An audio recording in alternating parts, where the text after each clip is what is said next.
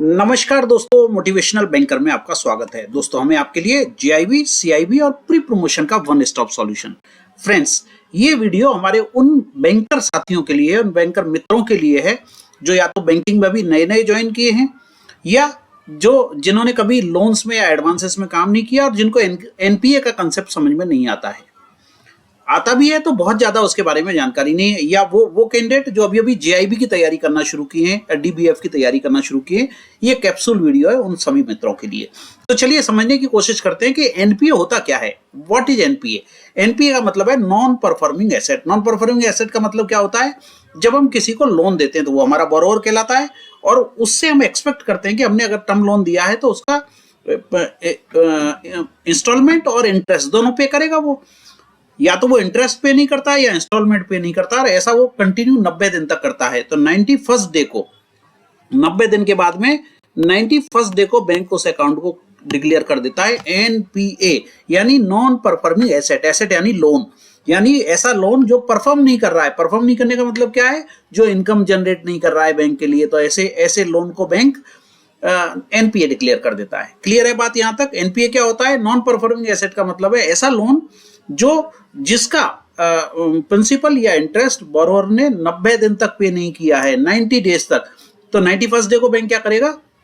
उसको NPA declare कर देगा। क्यों डिक्लेयर कर देगा? क्योंकि उसमें इनकम ही जनरेट नहीं हो रही है बैंक के लिए, इसलिए उसको बैंक एनपीए डिक्लेयर कर देता है, नॉन परफॉर्मिंग एसेट। अब इसका क्या फर्क पड़ता है? बैंक ने एनपीए डिक्लेयर कर दिया, ठीक है, आपने लोन दिया, आप कुछ भी डिक्लेयर करो। नहीं, इसका फर्क पड़ता है बैंक की प्रॉफिटेबिलिटी पे। यानी बैंक जो प्रॉफिट अर्न करती है, लोन देके जो ब्याज कमाती है, इंटरेस्ट अर्न करती है, वो नहीं आएगा तो प्रॉफिट कम हो जाएगा बैंक का। इसके अलावा बैंक को आरबीआई के नॉर्म्स के हिसाब से उसकी प्रोविजनिंग करनी पड़ती है। प्रोविजनिंग के बारे में डिटेल में हमारे वीडियोज में आपको मिल जाएगा। तो प्रोविजनिंग करनी पड़ती है और क्या इफेक्ट आता है उससे बैंक की लिक्विडिटी पे इफेक्ट आता है। समझिए, आपने 100 करोड़ रुपए का लोन दिया, इसकी ईएमआई आएगी, माना इसकी ईएमआई आती है 1 करोड़ रुपए या 2 करोड़ रुपए। ये 2 करोड़ रुपए रेगुलर आपको हर महीने आता है। अगर ये पैसा नहीं आएगा तो आपके पास लिक्विडिटी नहीं रहेगी, क्योंकि आपका पैसा तो ब्लॉक हो गया। 100 करोड़ बोरोवर ने ले लिया और वो पैसा वापस नहीं कर रहा है, तो बैंक की लिक्विडिटी पे इसका इफेक्ट आता है। इसलिए बैंक क्या करता है? जितने भी लोन देता है उनको बहुत क्लोजली मॉनिटर करता है और उनका क्लासिफिकेशन फिर उसी तरह से करता रहता है ताकि उसमें फोकस किया जा सके उसको रिकवर करने के लिए। क्लियर है बात यहां तक? तो ये बात हो गई हमारी एनपीए की। और एसेट क्लासिफिकेशन या क्या इंपैक्ट होता है इसका, अब बात करते हैं एसेट क्लासिफिकेशन के बारे में। देखिए, जब हम लोन देते हैं तो वो स्टैंडर्ड लोन कहलाता है, स्टैंडर्ड एसेट कहलाता है। और जैसे ही लोन हमारा एनपीए हो जाता है तो हम उसको 3 कैटेगरी में, उसके टाइम के हिसाब से कितने टाइम तक किस कैटेगरी में रहेगा उस हिसाब से हम उसको 3 कैटेगरी में बांट देते हैं। पहले 12 महीने हम उसको सब स्टैंडर्ड एसेट बोलते हैं, SSA बोलते हैं, सब स्टैंडर्ड एसेट बोलते हैं। 12 महीने में भी रिकवरी नहीं होती है तो उसको हम डाल देते हैं डाउटफुल कैटेगरी में, डाउटफुल एसेट बोलते हैं। डाउटफुल में 3 कैटेगरियां हमारी, डाउटफुल 1, डाउटफुल 2 और डाउटफुल 3। DA1, DA2 और DA3। DA1 क्या होती है? पहले 12 महीने डाउटफुल 1 में रहेगा, फिर अगले 24 महीने डाउटफुल 2 में रहेगा, और 3 साल में भी रिकवरी नहीं होती है तो वो परमानेंटली डाउटफुल 3 कैटेगरी में चला जाएगा। यानी पहले 12 महीने वो सब स्टैंडर्ड में रहेगा, उसके बाद 12 महीने डाउटफुल 1 में रहेगा, फिर 24 महीने डाउटफुल 2 में रहेगा और उसके बाद परमानेंट डाउटफुल 3 में चला जाएगा। एक तीसरी और कैटेगरी है दोस्तों, लॉस एसेट। लॉस एसेट कौन सी एसेट होती है? जो रिकवरेबल नहीं है, जिनमें रिकवरी का कोई चांस नहीं है और जिनको आरबीआई का ऑडिटर या जो हमारे ऑडिटर होते हैं वो आइडेंटिफाई करते हैं। आइडेंटिफाई बाई आरबीआई और इट्स ऑडिटर। आरबीआई या उसके ऑडिटर्स द्वारा जो आइडेंटिफाई किया जाता है वो उस कैटेगरी को हम लॉस एसेट कहते हैं। तो ये 3 कैटेगरी हैं जिनमें लोन को डिवाइड किया जाता है। अब देखिए, आपने डिवाइड कर दिया लोन को, एसेट को क्लासीफाई कर दिया, तो इसकी रिकवरी कैसे करोगे? सवाल ये है। अब देखो, रिकवरी के बहुत सारे मेजर्स हैं।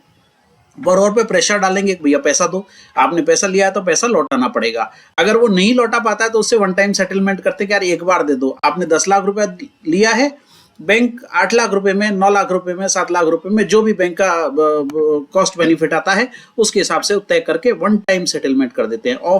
Bank offers discount to borrower for lump sum payment. क्या आप एक बार में हमें 8 लाख रुपए दे दो, हम आपको पैसा 2 लाख रुपए वेव कर देते हैं, इंटरेस्ट में माफ कर देते हैं। तो ये हो गया आपका वन टाइम सेटलमेंट। दूसरा है सरफेसी एक्ट। सरफेसी एक्ट में क्या होता है? बैंक सीज करता है बोरोवर की प्रॉपर्टी को। अगर आपके पास में कोई भी उसकी एसेट्स हैं तो उसको नोटिस दिया जाता है और उसका ऑक्शन किया जाता है, उसको डिफॉल्ट डिक्लेयर किया जाता है, उसका ऑक्शन किया जाता है, उसकी एसेट जो है उनको सीज किया जाता है सरफेसी एक्ट में। एक तीसरा और तरीका है लोक अदालत या डेट रिकवरी ट्रिब्यूनल, जिसको डीआरटी कहते हैं। उसमें ये लीगल चैनल हैं जो गवर्नमेंट द्वारा रन किए जाते हैं और फास्टर डेट रेजोल्यूशन इनमें होता है। वहां पे भी जाके एक तरह का सेटलमेंट ही होता है लोक अदालत और डीआरटी में, ठीक है। और एक और है एसेट रिकंस्ट्रक्शन कंपनीज।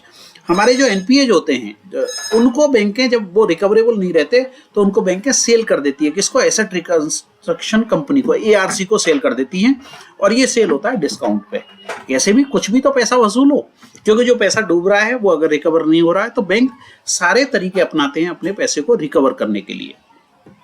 तो ये बहुत सारे मेजर्स हैं और इस पर डिटेल में क्या ओटीएस होता है, क्या सरफेसी एक्ट होता है, क्या लोक अदालत होती है, क्या डीआरटी होता है, क्या एआरसी होता है, या डाउटफुल की क्या कौन कौन सी कैटेगरी होती है, सब स्टैंडर्ड क्या है, लॉस एसेट क्या है, इन पर कितना प्रोविजन होता है, ये हमने डिटेल में अपने वीडियोज में चर्चा की हुई है। तो जो स्टूडेंट जेआईबी या सीआईबी की तैयारी कर रहे हैं उनसे मेरी रिक्वेस्ट है हमें जल्दी से जल्दी ज्वाइन कर लें और अपना नॉलेज बेहतर करें ताकि आप जेआईबी या सीआईबी एग्जाम को जल्दी से जल्दी क्लियर कर पाएंगे। Thank you very much friends for watching this video. मैं उम्मीद करता हूं कि इस वीडियो से आपका नॉलेज जरूर एनहेंस हुआ होगा।